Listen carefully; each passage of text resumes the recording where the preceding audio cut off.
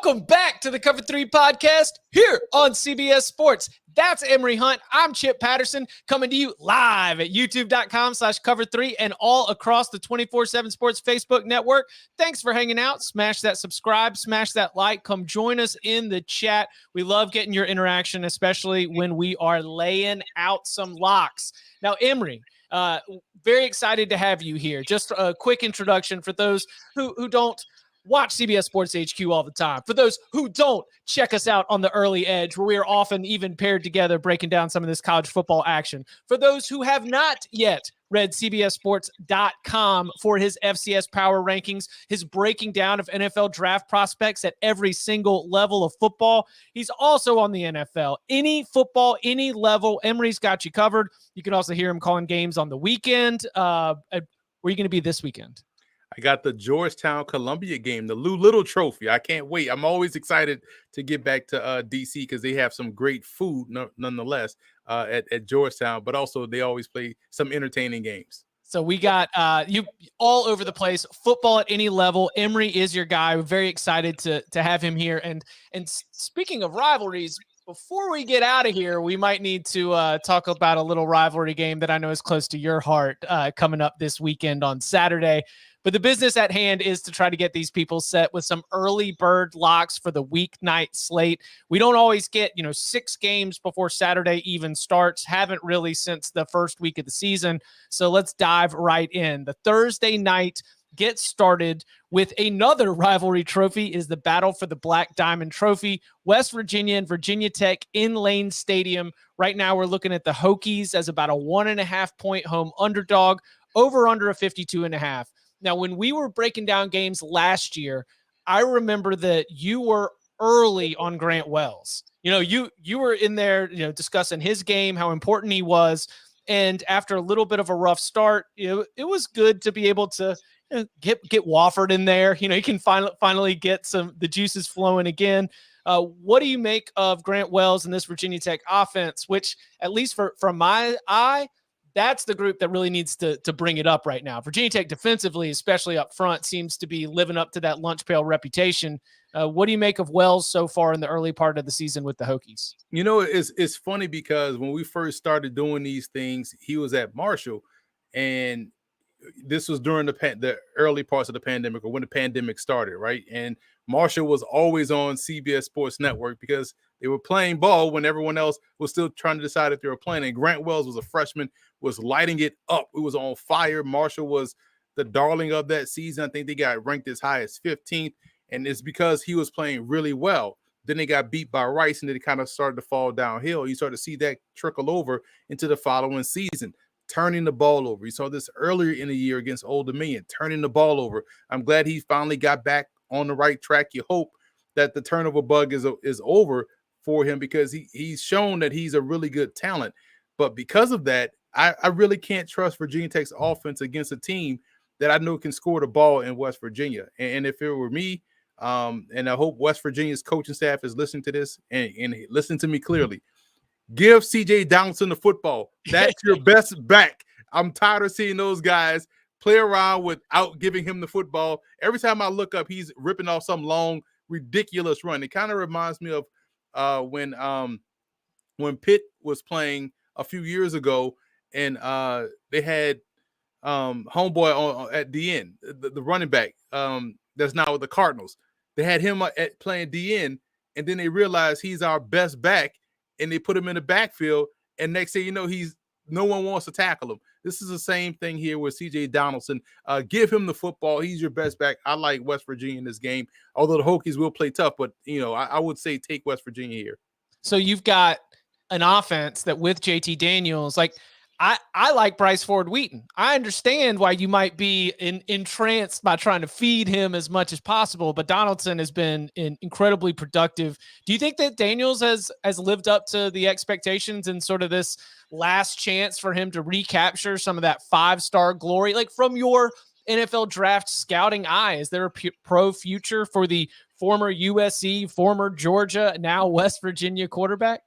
Yeah, I think so. And I remember people were talking about him as a first-round pick. That's out the door. And this is where I stood last year. I said, listen, we have options now. And if I'm, JT Daniels, I'm done playing the transfer portal game and going to another school. And I'm going to go jump right into the USFL or XFL.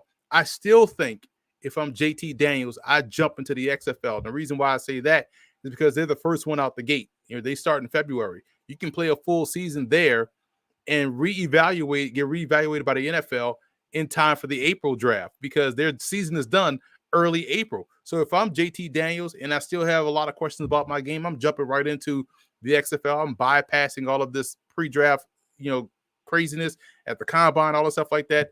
I'm going to play, in the XFL and then reevaluate myself from there and then hopefully get drafted by the NFL. All right, so Emory's going with West Virginia. That's the way you would lean on that, lay the short number of 1.5. So West Virginia Tech has a 23-10 record on Thursday Night Football. That includes a 13-5 record in Lane Stadium. Give me the Hokies. I'll go lunch pail defense. But listen, West Virginia needs this one bad because you've got the close loss, obviously, at the beginning of the season to Pitt. Then you go an overtime loss to Kansas. I think that there's going to be a lot of desperation from both of these teams a little bit later in the game. Maybe they play a little bit tight. I also don't hate sniffing the under at 52.5. But if choosing a side here, give me the Hokies plus 1.5. Taking it over to the Sun Belt also on Thursday night. Coastal Carolina, 3-0. Mullet madness. Everything's crazy. Everything's good. But this team finds itself just as a 3-point favorite against 0-3 Georgia State. Buddy, losing to Charlotte is not a good look for the Panthers. I thought this offense was humming, but the defense has sprung a leak. Emory, what can Georgia State do to try to fix things with a big Sun Belt matchup on deck and the Chanticleers coming into town? Well, they got to get back to basics, man. This was supposed to be the most competitive and stacked team on both sides of the ball Georgia State has had. I love Darren Granger at quarterback. I love their defense. Usually they're going to be good on both sides of the line of scrimmage. They only lost one starter last year up front, and he's now playing for the Bears, I believe, and Gallimore. So for me, it's like, wow, watch. That's why I thought they would keep this thing close against South Carolina. I felt like this was a team that could be a problem. They gave Auburn a problem last year. I think in order to win this game, they would have to slow the pace down because we know, Coastal Carolina loves to play with tempo and pace, and they run that spread option attack out the gun. It kind of can fool you and lull you to sleep, and they'll hit big plays deep down the field. So they got to just get back to what they've done throughout the course of their head coach's tenure. It's dominate up front, but it's tough because yes, it looks like they could dominate up front, but when you look at Coastal's offensive line, you think, all right, yeah, 5'9", 5'10", 5'9", 5'10", they should be able to push those guys around. They are some of the strongest point of attack offensive linemen you'll find. So I feel like this is still a bad matchup for Georgia State. I understand why the line is close, but I'm going to go ahead on and take Grayson McCall and the Chanticleers here in this matchup against Georgia State. Do you think that Coastal Carolina still has, because, App State's one of the big stories of the season there in the Sun Belt. We've already seen, the good and the bad with Marshall. We've seen ODU get a win against Virginia Tech, be competitive against Virginia. I mean, that East Division is absolutely loaded. How do you handicap Coastal's ability to come out on top and compete with some of the better teams in that division? I mean, Georgia Southern even, gets the win against Nebraska. A little bit of a letdown the following week, but definitely not a team that you can look past as Clay Helton has found some success early right away. Is Coastal, are they poised right now to be able to overcome some of the losses on the defensive side of the ball, be able to ride that offensive line and Grayson McCall all the way to making it to a Sun Belt championship this year? Well, that's going to be the biggest test because, like you said, the East Division is now the toughest. As Fat Joe said, yesterday's price ain't today's price. Well, yesterday's East ain't today's East. It is legitimately tough. You throw in James Madison in the mix too. That team is dangerous. Marshall is tough. So, yeah, this is now a huge challenge for Coastal Carolina. But what they have going for them, Grayson McCall, you need great quarterback play, in football, period, in college football. But in this division, you need great quarterback play. They have, I think, the best quarterback in this side of the division. So for me, that's alone is worth at least a touchdown in every game. So you start from there and you work your way down. Defensively, if they can get up to speed, my thing is, hey, with the way your offense plays, you can now kind of dictate the pace, pin your ears back, and get up to the quarterback. That's what they've done over the last 3 to 4 years. That's why they've always had a terrific pass rusher that can get to the quarterback, because teams are now pressing to try to match the offense of Coastal Carolina. Now their defense can pin their ears back and really get after it. So, yeah, they still have enough to where they can compete in the East, and they still can be considered a favorite in the East. But, man, that gauntlet is tough now with ODU playing competitive ball, Yep. Marshall there, and doggone App State doing what App State does consistently. And I was, here in Raleigh, got a lot of friends in Boone. People have been asking about, what is the ceiling? And the toughest thing that any team from the Sun Belt has when it comes to trying to make a New Year's Six bowl game, it's like, man, I think you might take a couple L's. Like, the best team in the Sun Belt might be better than any other Group of 5 champion, but the way the committee will dock you just from taking any losses, it's going to be really tough to get out of there with as few losses as possible. For my lock on this game, I'm scarred by what I saw from Georgia State against Charlotte. I am aware of what Coastal Carolina can do. Give me the over. I don't even care if it's all the way up there at 63.5, 64 points. I think we see some points here, so I will go over the total. Now, I'm especially excited about having you here because tomorrow FCS Power Rankings drops on Wednesday for CBSSports.com. Yes, sir. All right. Chattanooga Mocs last week, number 12 in the country in the FCS Power Rankings. They take on Illinois. Our line right now, not available at Caesars, but I think we're around 19. If you look at some of the offshore books, is Chattanooga ready to go up against Chase Brown, a deep running back room, and really a ferocious Illinois defense that I think is probably the best unit on that team? How do you see that matchup going for Brett Bielema's squad? Listen, would you say Illinois' point of attack on both sides of the ball is better than Kentucky's point of attack last year? No. Right, exactly, because that's where Chattanooga gave Kentucky some problems up front. They had an outside shot to win that game against Kentucky last year before the bottom fell out.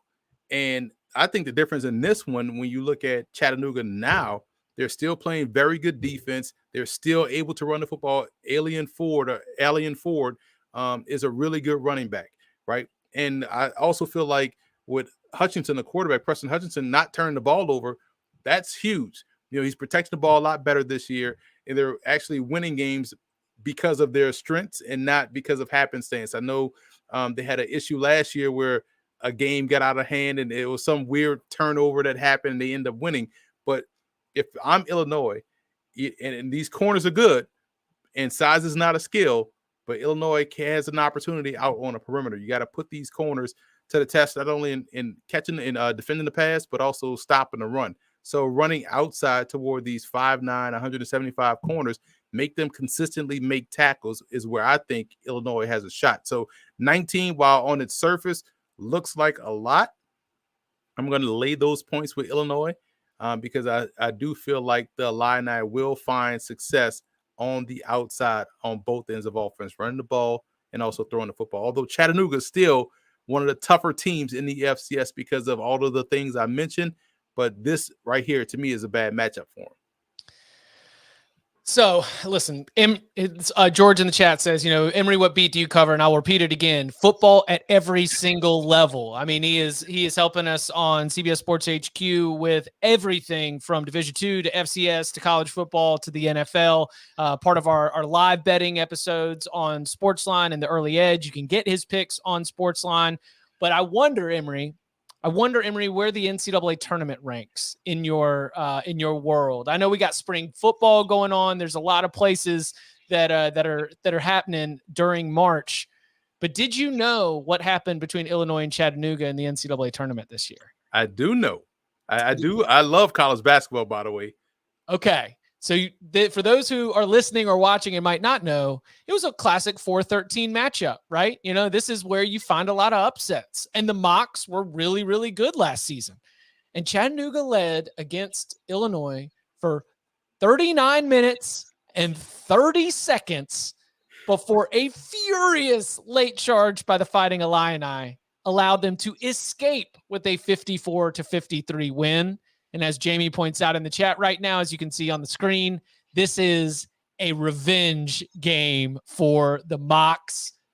19 is a lot of daggone points. No play from me on this one, but it is. I always like to laugh about the wouldn't it be hilarious moments. And if we've got some March Madness revenge in September, well, that might categorize as that. Coming up on the other side, we take a look at Friday's slate, which includes an ACC matchup in the Dome where it has been electric. Plus, get Emory's thoughts and feels going into the battle on the Bayou and what we've seen from Shedeur Sanders in this season so far. All that and more next. The UEFA Champions League. 9 months of heart-stopping, hold-your-breath acceleration. While Mbappe shines in the city of lights, Benzema's racking up the hat tricks, and the Reds want Mo Magic in Liverpool. This ain't amateur hour.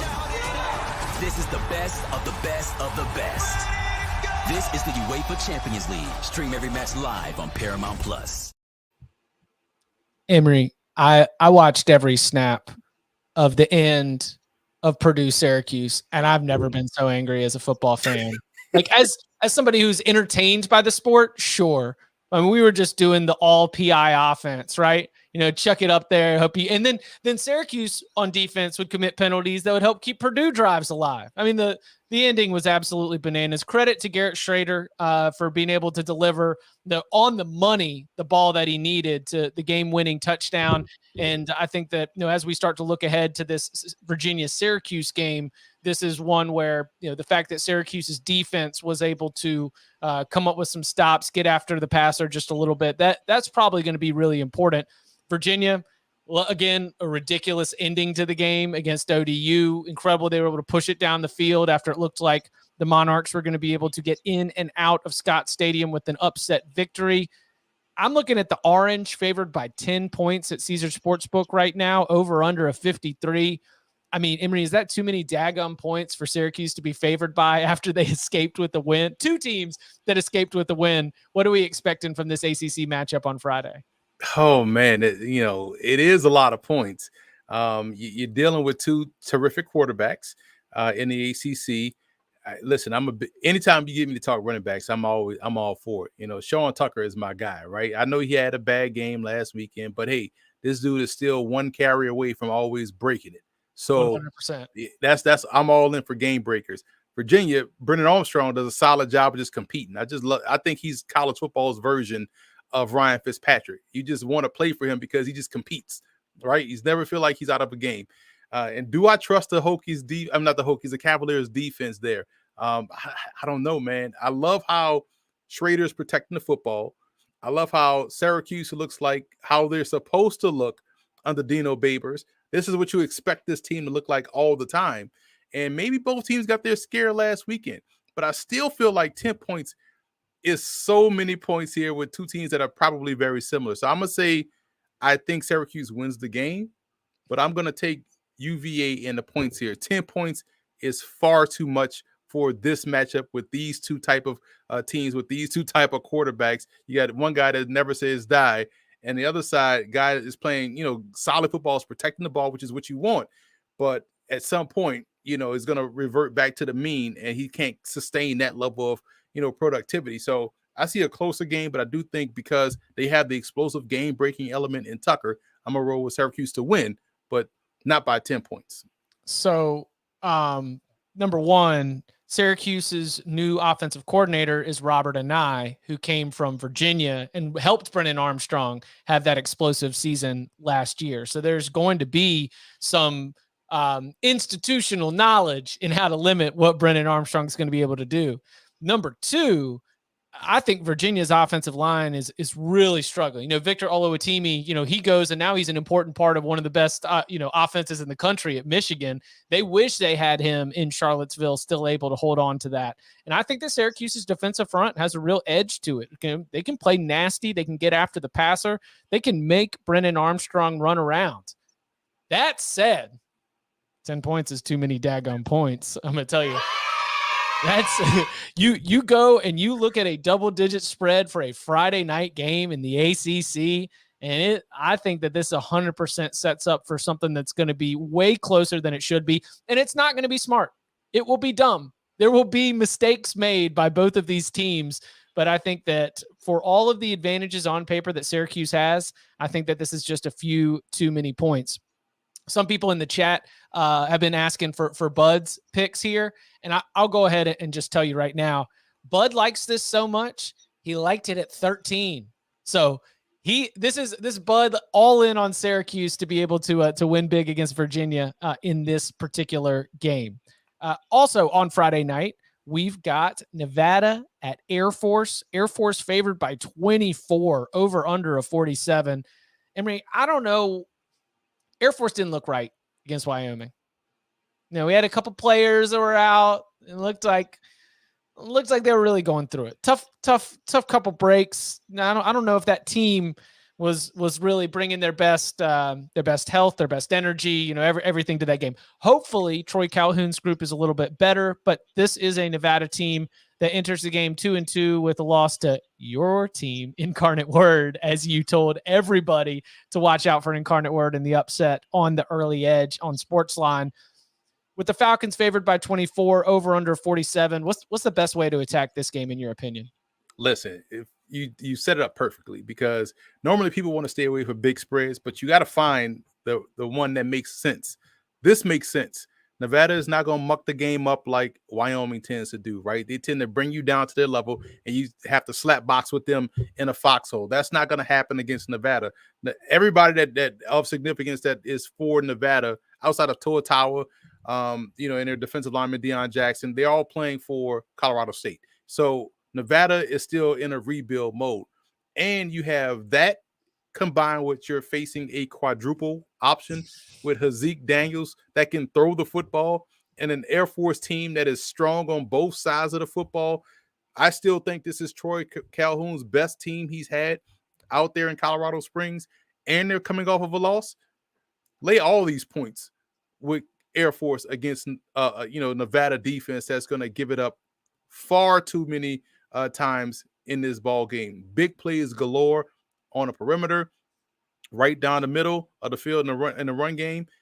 In the passing game, Hazik Daniels will make you pay too. I think this is a get right game for Air Force. They get back on the right track. They try to get everyone to forget what happened, out there in Laramie, and they remind folks that this is still a very strong Air Force football team. So there's too many variables, in my opinion, for Nevada defensively and on offensively. I don't think they have enough firepower to keep pace with Air Force. Air Force is an explosive offense. People think option teams tend to play these 17, 14 games. No, one bad decision and it's a touchdown. You have no room for error against an option team. And Air Force, with their speed and the way they run their option, their slot bone attack, with the ability to throw the football, this is an easy game. 24 points to me is a bargain right now against Nevada. Lay them. No, Air Force might get this thing to 40 easy and then just be able to cruise the rest of the way. You mentioned the explosiveness.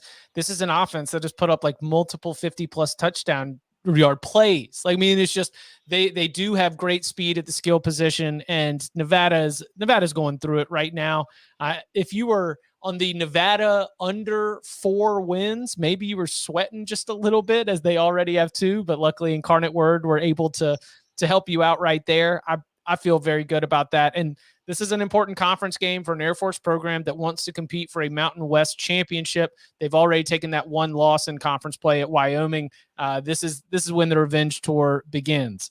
Okay. Last one of the night on Friday, Boise State, UTEP. UTEP, great story last season, right? We were able to finally be bowl eligible.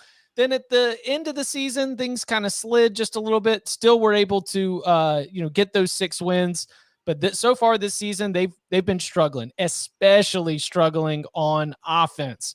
I look at this UTEP offense as being a reason why the Miners find themselves as heavy favorites. But I ask you, Emory, should it be enough? Because Boise State beat New Mexico by 17. New Mexico beat UTEP by 17. Why will Boise State not win this game by 34 points? Oh, my goodness. 34 is a lot, man. I know. So I guess, for what's the line in this one? 15.5 over under a 45.5. It's 15 is almost a lot, right? UTEP's offense is not helping out the defense, which is weird because last year it was UTEP's offense helping out their defense, by scoring all these points and making a game a shootout. But they forgot all their offensive plays in 2021. Defense is now stepped up and getting stops, and offense can't help.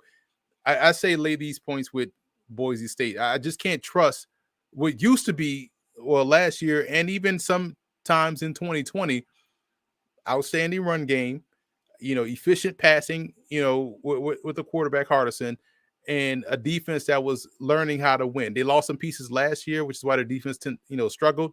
Those young pieces they replaced last year are now experienced, and they are, they're better now, but offensively they're struggling. They can't hang their hats on, pun intended. They can't hang their hats on the one area of their game where they were strong last year, their run game. So for me, I'd say it's a comfortable bet. Boise should be able to take care of business here against the Miners. I hate it for the Miners because I like seeing these teams, get back to, solid play and become bowl eligible. I like seeing UTEP in the bowl game, but man, their offense from start to finish, to where they are now has just not been good this year. And look, Boise State's defense got carved up in one half by Oregon State, but that group has settled down, and it has really become a little bit more of the Boise State defense that I know I expected and many others expected coming into the season. Oregon State lights them up, but then since then it's 21 points allowed total in the next two games. That's like the strength and the weakness lineup. I don't know how many points UTEP scores in this game. And as Bachmeier continues to get a little bit more confidence, and as the Broncos offense continues to get a little bit more confidence, I see Boise State being able to win this one handily. So I will also take Boise State and lay those points. And we have to also consider Oregon State is good this year. Oregon State is actually good. So in hindsight, that may not look like a bad thing that Oregon State did what they did. Now they're going to have a tough test this week against USC, but we're still talking about a very solid Oregon State team.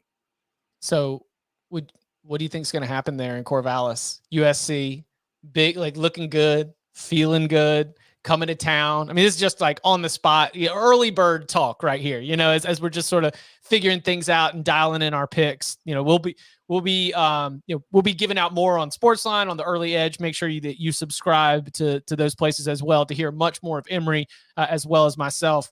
But do you have a good read or a thought on that USC Oregon State game in terms of what your expectations are? Absolutely. Lay those points with USC. I think it's 6.5 right now. Lay those points with USC. And this will be one where, you're going to get, it's your typical Pac-12 David versus Goliath matchup. We want respect. So expect the first quarter to look like, man, what the hell is going on with USC? And next thing you know, they're up by 3. And next thing you know, in the second half, they're up by 14. The next thing you know, they're up by 17. I say this is an easier game to predict because of how explosive and dynamic USC is. So even though I just, gave Oregon State their flowers, they're not there yet to where they can go toe-to-toe with USC. I mentioned that the FCS power rankings are released weekly on CBSSports.com. Emory is the author of those. They will be coming out tomorrow for the upcoming week. Last week's poll, Jackson State was at number 10 after their 2-0 start. That was coming off the win against Tennessee State. Well, the offense, which cooked against Florida A&M and then was tested a little bit against Tennessee State, well, it was back and rocking and rolling. And I look at Shedeur Sanders right now. We've seen the completion percentage go up 71.4% so far through 3 games. He's got 10 touchdowns. He's got 0 interceptions. Yards per attempt is up. What do you make right now of Jackson State, that offense, and sort of where Sanders has come in his own development as a quarterback? Man, that's a great question, Chip, because there's a lot of things that are factors here. I remember coming out of high school. I wasn't sold on him because I was like, yeah, they playing in a really curated, Catholic league that's, that's kind of like what Arch Manning is going through right now at Newman. I'm very familiar with Newman and who they play, so I get why people have some concerns. But I had those concerns about Shedeur Sanders. Then you're just thinking okay, maybe this is a daddy ball situation where is he really that good? And then he gets out there last year and was phenomenal as a freshman, a true freshman, seeing the game like a senior. And I'm like, man, this dude legitimately is outstanding. and he won the Jerry Rice Award, which is given to the top freshman at the FCS level. This year, behind what is the best offensive line they've had in quite some time, because Deion Sanders said, we're going to revamp this entire offensive line. That was a weakness last year. We couldn't run the football. Shedeur was under a lot of pressure, which was so true, and he still had a phenomenal year. The O-line is a strength. The run game is a strength. And Shedeur right now has, 10 touchdowns, no picks. Right. And is working touchdown to check down. The way this dude sees the field, it's beyond his sophomore title. This dude is legitimately a pro talent. And I feel like one more year of this, and then next year he'd be a true junior. We may be talking about him leaving Jackson State early to go to the NFL draft. I think he's listed as 6'2" or whatnot. It's probably about 6'1.5", maybe about 205 pounds, which is fine. Size is not a skill. We know Bryce Young is 5'11", 195. But I tell you what, man, Jackson State won't lose a game in the SWAC, period. Their toughest challenge was FAMU, and they beat the doors off FAMU. I don't see anyone competing with them on a perimeter, up front, and definitely not in the secondary. They got some dogs out there. And what makes them special in the secondary is they can man up across the board. And normally when you watch college football, you have one dude that can man up. You don't have four. And they have four dudes that can man up, and they are able to get to the quarterback as well. So they won't get challenged until they get to the Celebration Bowl against a MEAC opponent, which quite honestly is up in the air right now, because you might have North Carolina Central, who's looking outstanding, and you might have South Carolina State that's still in the mix, but also keep an eye out for Morgan State as well. They look really good on defense and up front along the offensive line. So that's the only test I see for Jackson State, because again, they're going to go undefeated, which means they're going to win the SWAC and not be able to make the playoffs, because they're going to have to go to the Celebration Bowl. But Shedeur Sanders, man, outstanding player, bro. If they go undefeated, if Shedeur's, because it's the Walter Payton Award for like the overall player of the year, right? Correct. He would be in the mix for that as well. Yeah. If all that starts working, you know where this is going to start leading, right?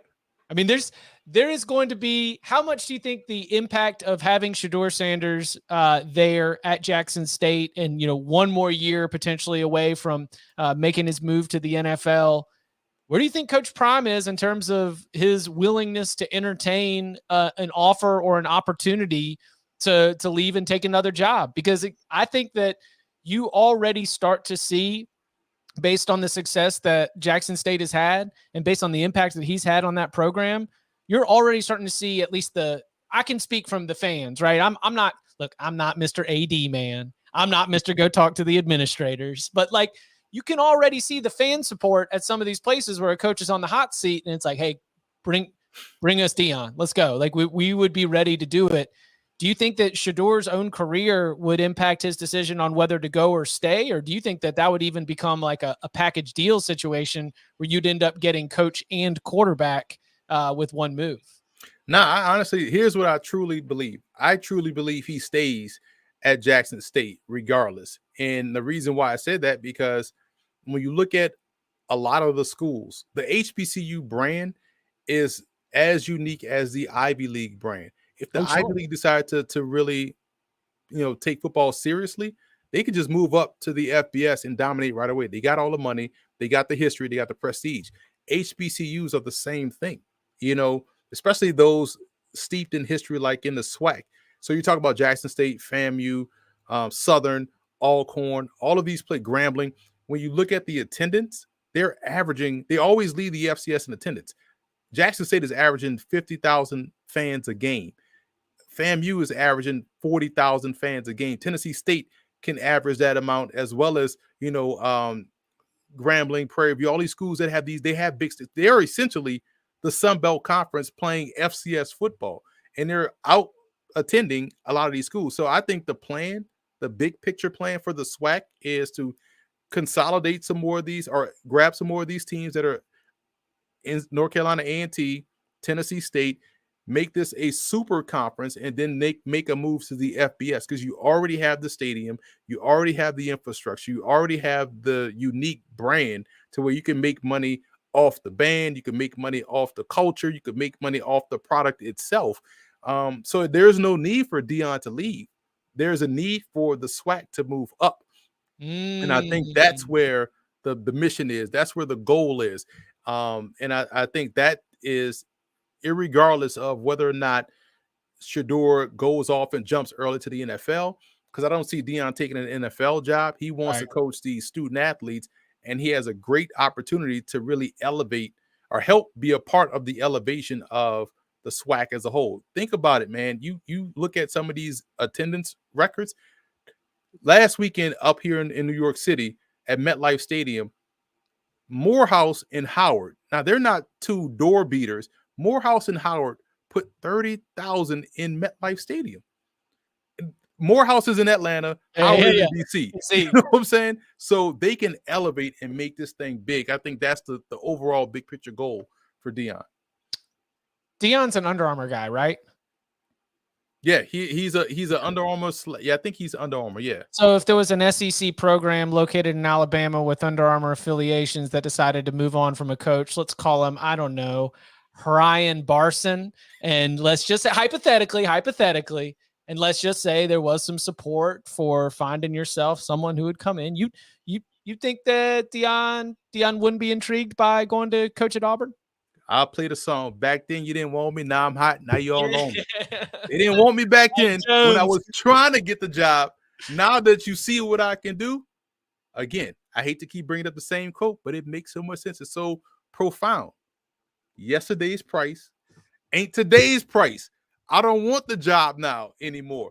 I'm building something.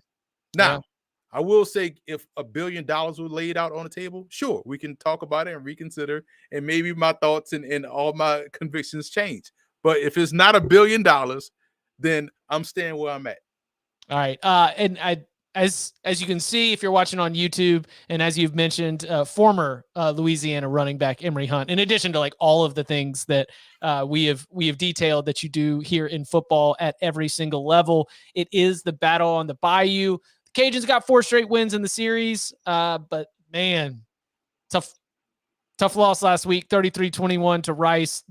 ULM is on the struggle bus right now. What do you expect from your Cajuns as they go into this rivalry game this weekend? First of all, I was loud and wrong all on HQ all last week, talking about Rice. You know what I'm saying? Talking about cooking owls. Talking about cooking owls, talking about what Cajuns do to rice, all different ways you can cook rice. My bad, Rice. I get it. You know what I'm saying? However, this is still a big brother, little brother situation. You mentioned 4 straight wins against ULM. It's going to be 5, until I see ULM play defense, until I see them, you be able to contain the big play like the Cajuns. The Cajuns are a big play offense, to be honest. Not only can they run the football, but you have 2 NFL prospects at tight end. One being Johnny Lumpkin, who could block but also get down the field. They got 2 NFL prospects at tight end. They sound like Georgia, to me. You know what I'm saying? With all the pro prospects at tight end, the Cajuns still have enough talent up front. Not everybody went to Florida, with Billy Napier. They still have enough talent on defense. Not everybody went to LSU, like Mekhi Gardner. We still have so much talent in the backfield. So I feel like if you are UL Monroe or Northeastern Louisiana or Northeast Louisiana, like they used to be called, spicy. I just feel like it's a bad matchup. And the only reason why I'm not going so far in on UL Monroe, because there's some Cajun ties there on the coaching staff, former teammate of mine. So I'm gonna be a little bit more nice and respectful to some of my family members, friends that are, now Warhawks. So, but outside of that, there is no chance in Acadiana that UL Monroe pulls an upset on America's team, the Raging Cajuns. No way. Whatever the point spread is, I think it may be 11. So even Vegas feels like this is going to be a blow. Lay those 11 points comfortably with the Raging Cajuns. They take care of business against the Warhawks. There's no threat. We're on to next week. Lay 'em. That's what Emory Hunt says. You can follow him on Twitter at FBall Game Plan. He is the owner of Football Game Plan, and again, contributor at CBS Sports HQ, or the Early Edge, Sportsline, CBSSports.com, just everywhere, and now a part of the Cover 3 family. Emory, thank you very much.